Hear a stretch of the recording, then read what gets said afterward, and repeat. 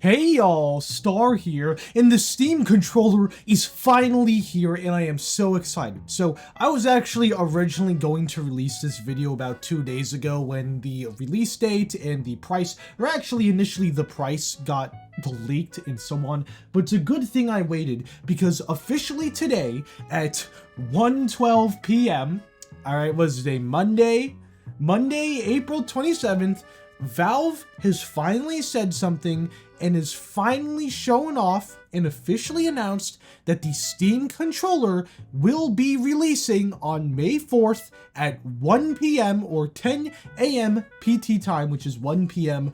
for us New Yorkers and stuff like that, for about $100. So today we're going to be sitting down talking about the controller, talking about the price and everything. So I'm also not going to go too deep into it, only because for the rest of the half of this video, I also want to focus on the Steam frame and also the Steam machine as well, just because the Steam frame is a very important piece of hardware that I am genuinely very interested on getting and using a lot more than I did with my Quest 3. But right now we're going to be focusing on the Steam controller. So a couple of days ago, a website in Japan called Komoto, whatever the hell it's called, the place that Valve uses to help ship their hardware in Asia, released the controller early. We ended up having another tech YouTuber also showing off the controller. He accidentally uploaded the video a little too early, and he ended up showing the controller. Now, this review that he had wasn't necessarily anything special, but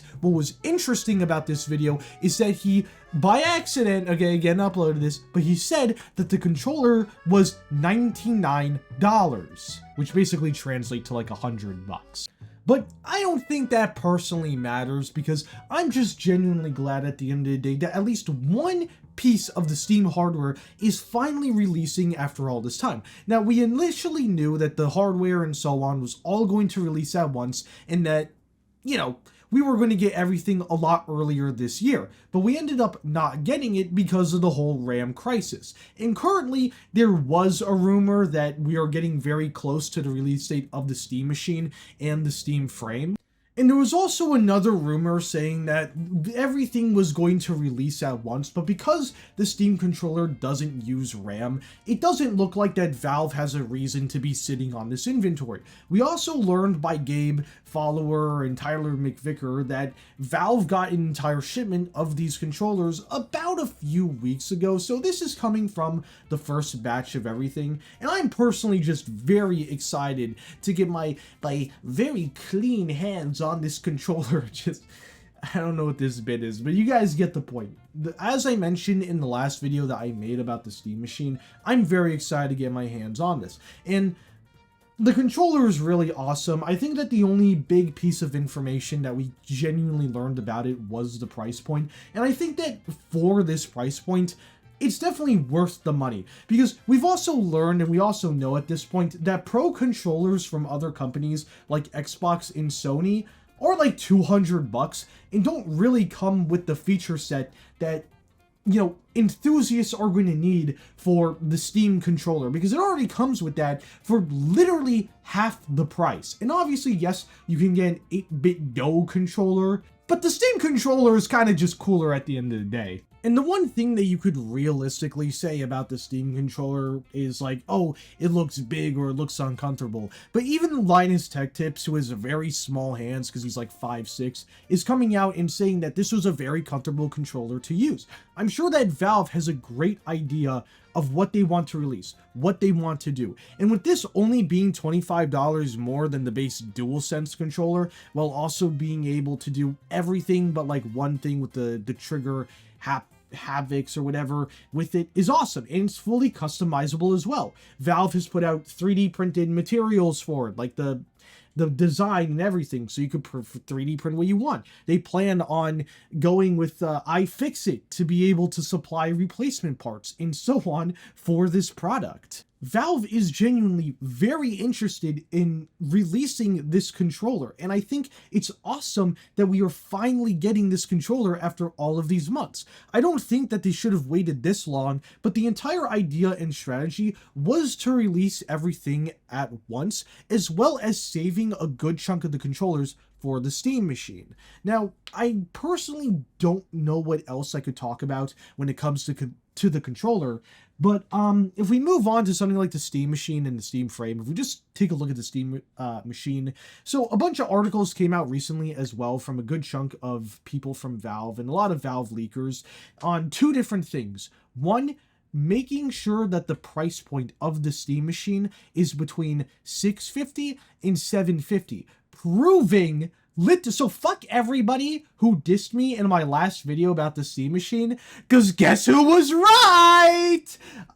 I never once in that video was talking about any type of speculation. I wasn't on any speculation bullshit. I was on pure facts, and people genuinely got mad at me at the fact that I was apparently speculating about the price. No, bitch, I was right about the price, okay? $750 is probably going to be around the main price point, and I said around, so it could be $650 or $850 at that point for this little box, which, by the way, the Steam machine is a miracle at the end of the day. And with everything that Valve is doing to make sure that everything is going to work in optimizing everything for 8 gigabytes of RAM is genuinely awesome. So 1 point from me and a middle finger to all the people who doubted me. So first off, the whole thing with the pricing, I was right. It's going to be around $750.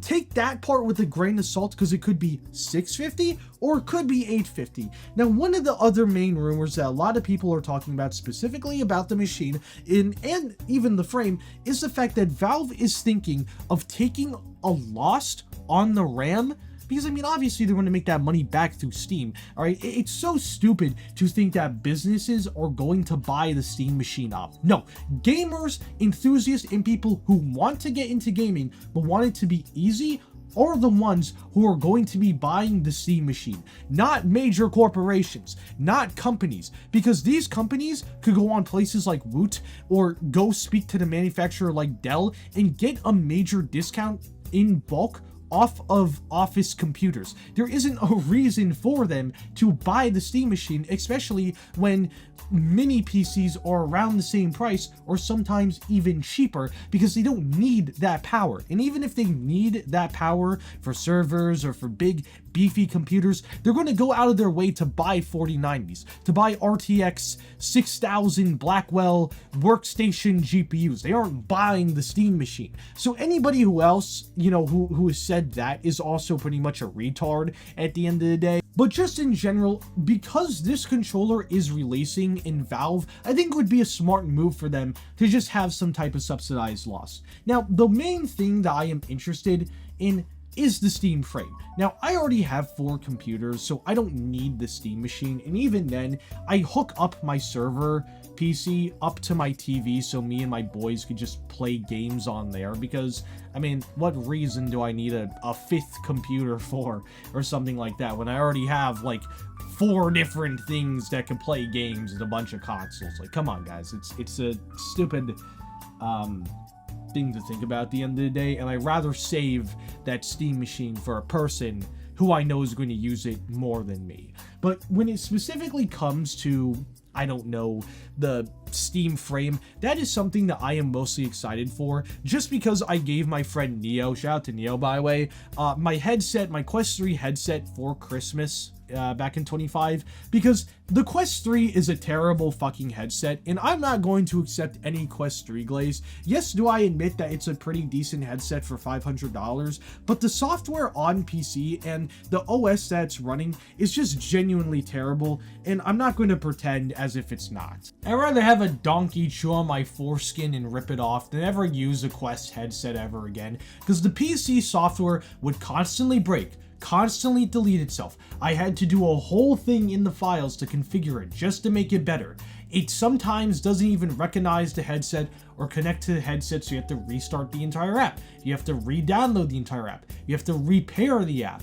it's so not worth it. And when it comes to the headset itself, for some reason compared to the Quest 2, they just decided to make it run off of 18 watts only when charging it, so you don't even get the experience of being able to play more than 6 hours at best with it being plugged in, because when it's not plugged in, you're getting about 3 hours worth of battery life. And as someone who doesn't have a life and loves to just mess around in VR, no matter if it's Pavlov, VR chat, if it's VR chat, or Blade and Sorcery, Boneworks, it's just not worth only being able to play those games for just a couple of hours and then having to wait like nearly 2 hours for the headset to fully charge before I could go back and then just play with what I want.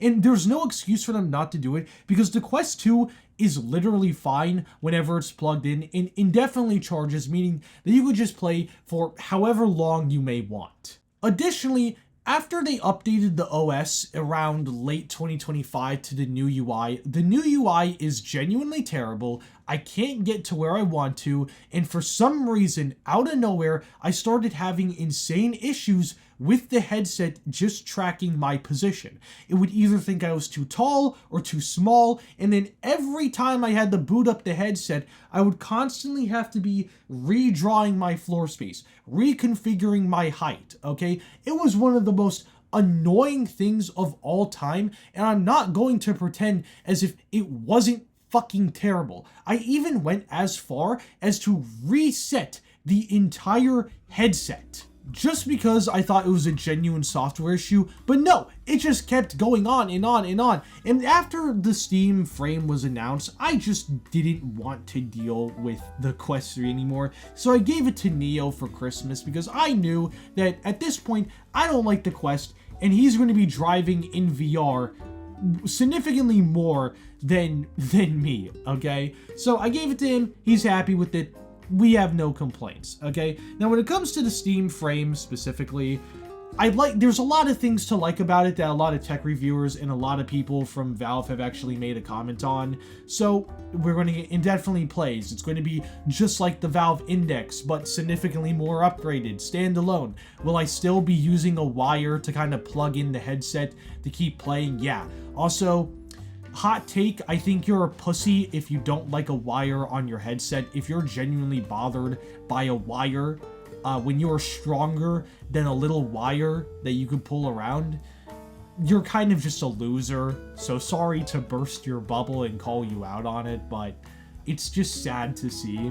Now, if we take a look at both of the headsets in general, because there's nothing else I could possibly say about it except the rumors are going around, Valve, as mentioned, is considering on taking a loss on both the headset and the Steam machine. Now, one thing that I will say is I think that this is already a good business strategy, because if they're losing like $100 or just maybe $50, that stuff shouldn't be anything to them, considering how these major corporations lose, like Sony and Xbox, lose a lot of money selling these these consoles and stuff, and they make it back through games, through subscriptions. Obviously Steam doesn't have a subscription service, but they have the whole thing with, I don't know, Steam. They get 30% market cut. They make millions, billions of dollars even off of cases every single year. So I don't think that should be a complaint on Valve's side either. But as long as they're able to get these products out just in time where people are still interested and where they're not going to give up after a certain amount of time because they're so tired of waiting, I think that that's going to be the best business strategy that they could possibly do right about now. And it's most likely, too, that Half-Life 3 is going to ship with the Steam machine. I think that it's already been done at this point, and a lot of my sources are coming from Tyler McVicker and Gabe Follower on Twitter. Those guys are very prominent within the Valve leaking community, and they have a lot of knowledge when it comes to stuff like this, because they were some of the first people to announce Neon Prime, which is aka now Deadlock, and I was following that since 21, whenever they started talking about Neon Prime and stuff. That's when I was very heavily invested into Deadlock and everything like that. So I was one of the Deadlock OGs before everybody started coming in around the update in fucking last year, August of 25. But nonetheless, I think that it's going to be a very good business decision for Valve to ship a game alongside their hardware because, hey, it's an exclusive and it's going to get people who want to upgrade or want a computer to get one of the most legendary game sequels of all time. Because they did that same exact thing with the Valve Index all the way back in 2019 alongside Half-Life Alyx. And at the time, according to Tyler McVicker, the offices were a lot further apart compared to where they are now. So that's why Half-Life Alyx didn't actually initially ship in 2019 alongside the Valve Index. But when we realistically think about it, Half-Life Alyx was the main contributor onto why the Valve Index sold so many units and why it is such a legendary headset, even still to this day, because Valve still plans on supporting that headset despite the fact that they just pushed out new hardware. So it's very obvious from a business decision that releasing this, one of the most anticipated game in PC history, alongside with a brand new hardware release, is going to be the best business decision that they have ever done, as it has been proven time and time again. If you have an amazing lineup, 4 games and so on, you will quite literally sell a shit ton of consoles. And if we quickly just ignore the Steam frame thing really quick, if we take a look at both of these pieces of hardware combined, with the release of the Steam controller, we are quite literally getting step by step closer every single day to the official launch of the Steam Machine and the Steam Frame. Now, from my understanding as well, and take this with a grain of salt, the RAM situation with the Steam Frame is not as bad as we initially thought, and isn't actually as bad as it is for the Steam Machine. So it is most likely that we are going to see both of these release soon, if not the headset release first before the Steam Machine. But hopefully we get it by around next month, or maybe even sometime in June. So with that, guys, thank you so much for watching this video. Make sure you like and subscribe to the channel. And if you guys want to see me do an official unboxing of the Steam controller, just let me know in the comments and so on, and I'll probably do it.